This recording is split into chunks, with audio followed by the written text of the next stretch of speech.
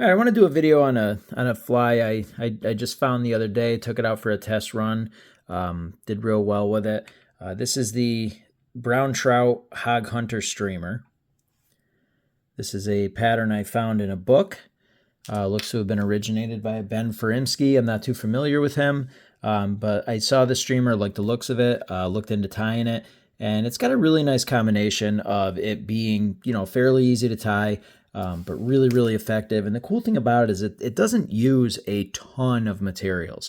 The reason why I like that is because those dumbbell eyes that you have on there really kind of allow it to get down, because it's not trying to pull down a ton of material. It's got amazing action in the water. I mean, with the marabou and the bunny strips and everything, you can kind of tell that, hey, this is going to look really cool in the water, and it definitely does. So it's not tough to tie and really effective, so I wanted to make sure that I did a video on it. Hook-wise, I'm using these Mustad R73 APs. This is going to be a size 4. So notice I don't have the hook in the vise yet, because when you look at it, it's a heavy wire hook, and it's got a down eye on it.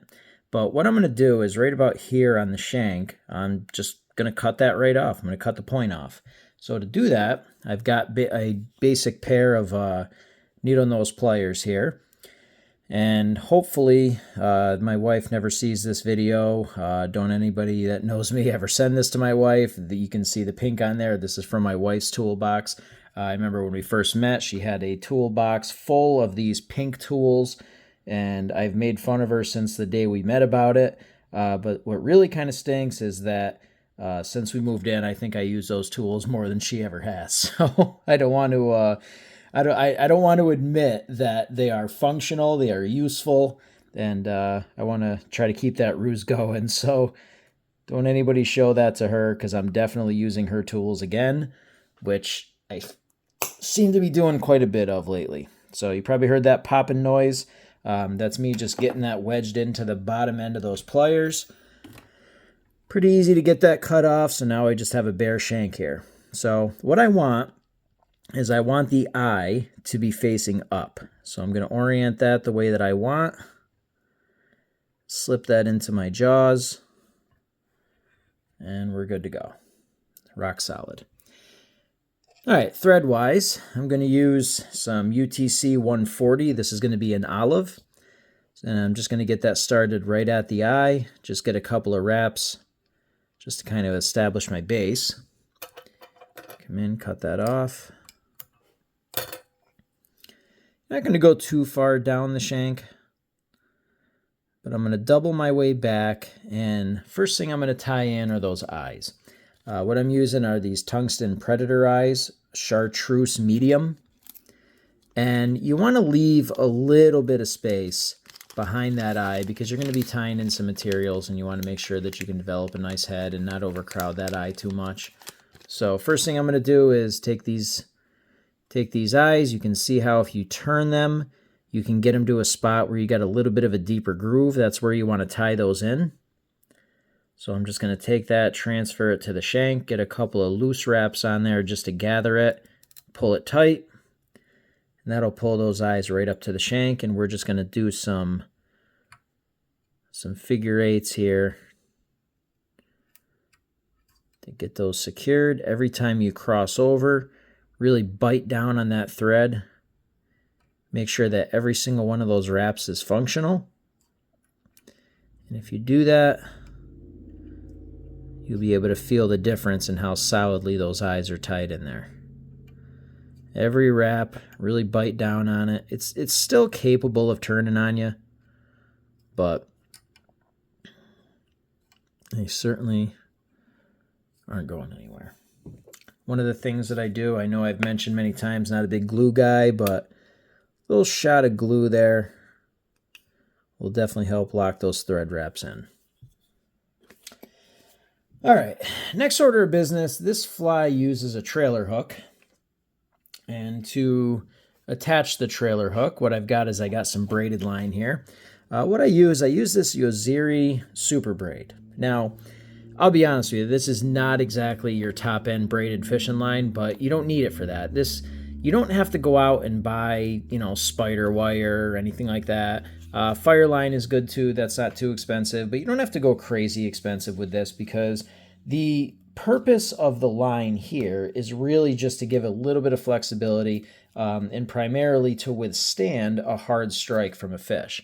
So it's really the strength that you want. So when you buy the low end braid, you know, you're losing some of the suppleness and the castability and all that kind of stuff of things like spider wire, but you don't really need it. You really just need that strength. So some nice 30-pound braid of this economy line from Walmart is going to be more than enough for you. Hook-wise, I'm also using a little bit of a different hook here too. You can use the hooks that the pattern calls for. I can look those up at the end of the video, but I don't have that here with me right now. All I'm using, if I can get it out of the damn package, it's flopping all over the place because these things are oddly shaped. There we go. Just using some of these Berkley drop shot circle hooks here. And this is size 1. And all I'm going to do is, from the back of the hook, I'm going to slide my line in. I'm going to hold that firm. I'm going to take the other point, slide that in. So I have both ends of my line going through. And then that loop that I created, I'm just going to pull the back of the hook through that loop, and it just cinches that line right on there. So I'm going to have the hook point up, and I'm going to set that into my material clip at about the length that I want.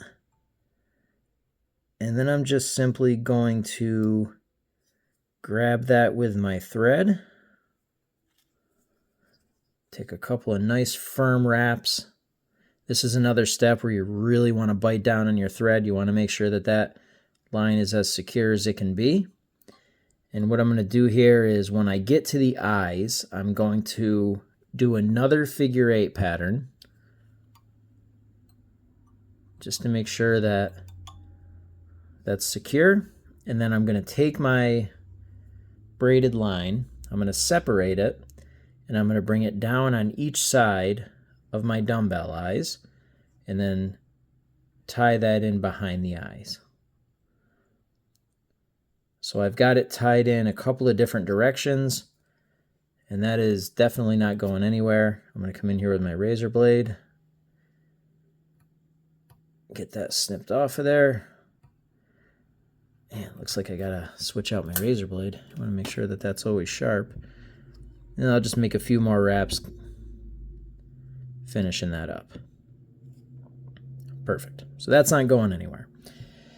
All right, with my thread back at the eye, I'm actually going to back this off a little bit. Okay. All I'm going to do is take a plume of some basic white marabou. You don't need woolly bugger marabou or blood quill. I mean, you can use blood quills, but I'm just using just regular strung marabou.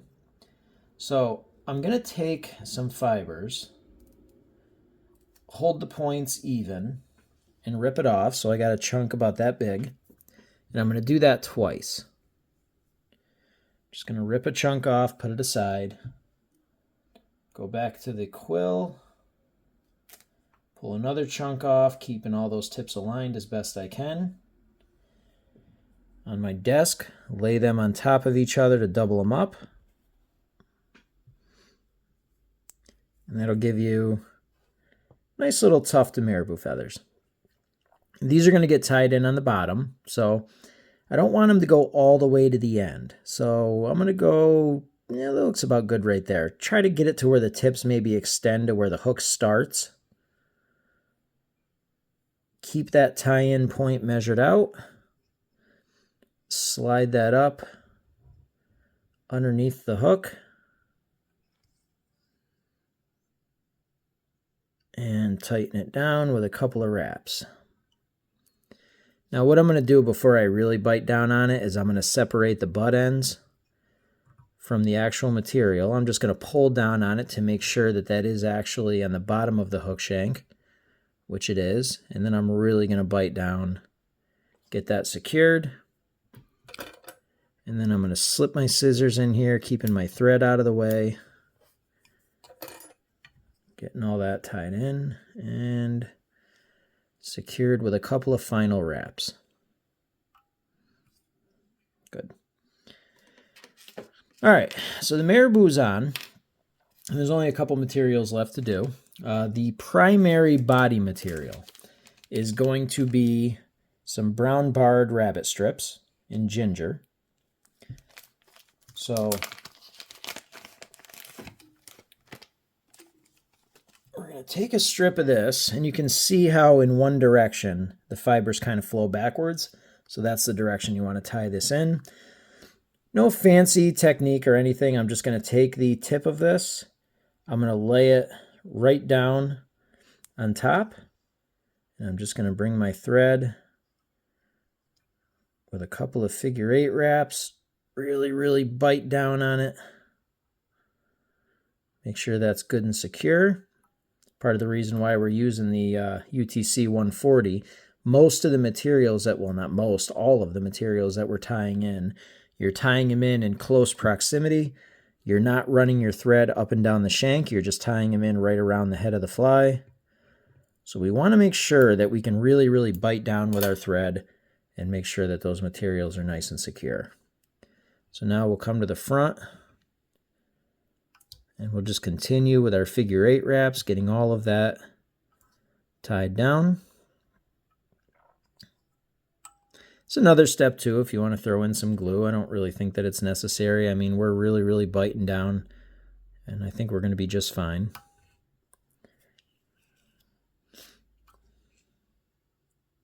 Okay. So leaving our thread hanging behind the eye, what we're going to do now is I'm going to pull out my next material that we're going to tie in, and you don't want a ton of this. I'm going to keep this somewhat sparse. This is yellow ice fur. Ice fur yellow by Hairline. It'll take about that much. Not going to go too crazy with it. So we're going to snip that off. And all I'm going to do is take this, measure out about a little bit shorter than what I did the marabou. I'm going to get it over the eye, work it both ways to get it above and below the eye. And then I'm just going to take a loose wrap with my thread, get it gathered, kind of push it down under the marabou a little bit, and then take a couple of tighter wraps to get that secured. I'm going to bring my thread to the front of the eyes,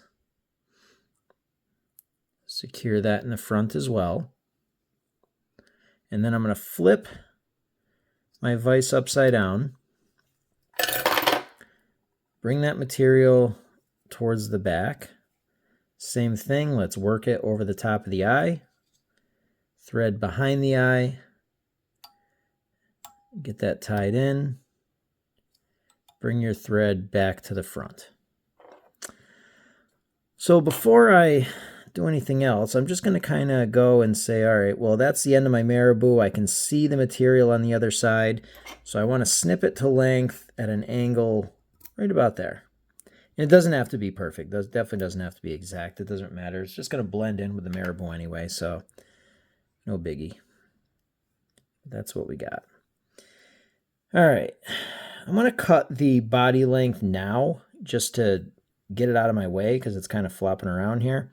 So what I want is I want to cut the actual skin part of this right about where the hook ends, and then the fibers on top will extend a little bit past the hook. So I'm just going to slide in, give that a snip right there, and that length looks about good.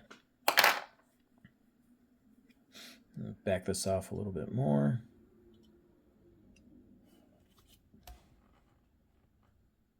There. So that's most of it. The only other material left to tie in,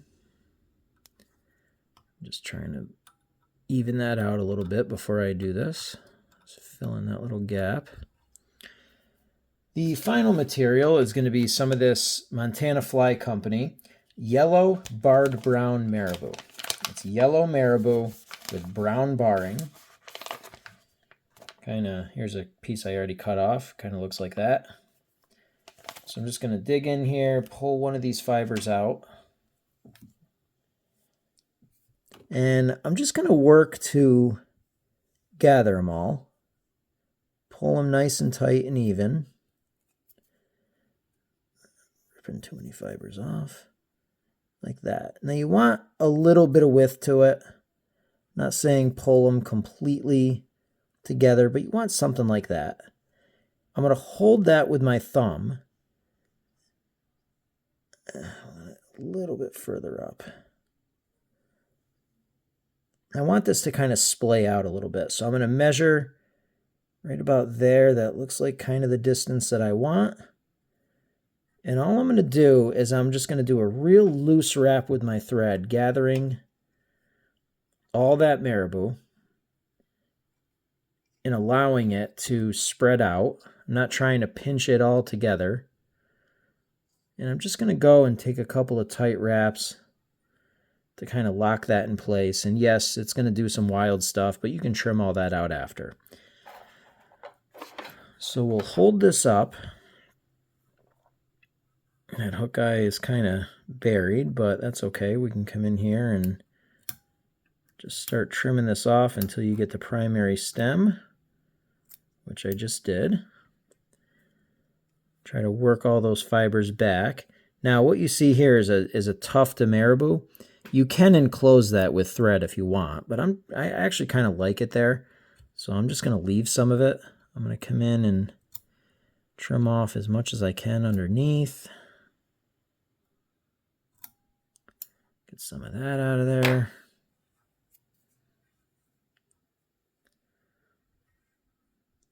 Pinch everything down. There. Now what I'm going to do is just get my thread in here. It's hard with the up eye, but get it around the eye and get that to slide down and sink in. And I like leaving that little tuft of cut off marabou there.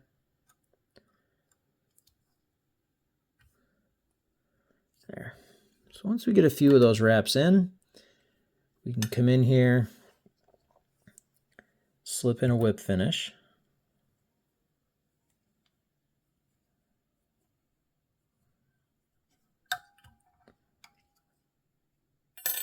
All right, looks like I grabbed the fiber in my knot, but that's not a terribly big deal. Just slip my point in, snap that out, break that off, and we're good. If you want, you can add some cement. I'm going to add a little bit of this resin. It's not terribly necessary. I mean, with UTC 140, you can really bite down on that pretty hard, so that knot is more than secure. But I'm going to come in here with this anyway, give that a zap. And that is it. I know it doesn't look like much right now because it's kind of tangled in the vise, but when you take that off and stretch it out, which I'll do right now. And that's kind of the finished product, what we end up with here. Kind of the only way that I can show the whole thing. But as I said before, a real simple fly, not difficult to tie. It's got a lot of materials in it that are really, really good for streamers, flow nicely in the water. The thing looks pretty incredible in the water. It actually really looks like it's swimming. As I said in the beginning, one of the things I like about it is it doesn't really use an absolute just mountain of materials like a lot of streamers do. So those predator eyes in the front are plenty enough weight to get it down. Once it hits the water, it does kind of go down pretty quickly, so you can get it into the zone that you want and start working it the way you want with that eye facing up. You can kind of jig it with some twitches. You can strip it. There's a lot of different ways to fish this, but it's caught a lot of really nice fish on it. I've been using this quite a bit. So there's other versions too. There's the rainbow trout hog hunter. This is the brown trout one. So it's a little streamer I found, and it's been really good for me. Pretty easy to tie. Thanks for watching. Any questions, anything, just leave them right in the comments.